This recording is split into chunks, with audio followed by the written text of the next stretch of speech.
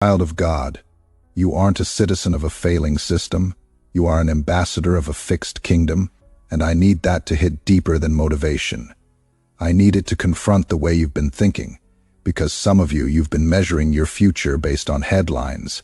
You've been calculating your peace based on numbers that keep changing. Interest rates go up, and suddenly your hope goes down.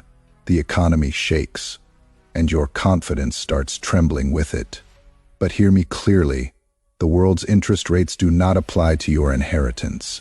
You're trying to live a kingdom life with a system mindset. That's the tension. That's the exhaustion you've been feeling, because you were never designed to survive off what this world can sustain.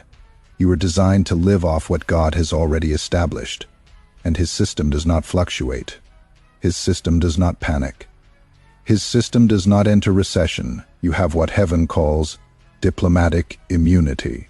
That means, when drought hits the land, it does not have legal access to you.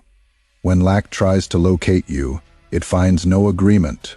When fear starts spreading like a virus, it cannot attach itself to your spirit unless you give it permission. And some of you, if we're being real, you've been giving permission without realizing it. Every time you say, "I don't know how I'm going to make it," you just signed an agreement with limitation. Every time you keep refreshing bad news to determine how you should feel, you're letting a broken system dictate a kingdom identity. But tonight, that breaks, because your supply is not tied to the earth. It is anchored in the throne. Let that settle. Not connected, not influenced, anchored. That means your provision doesn't come from what's around you.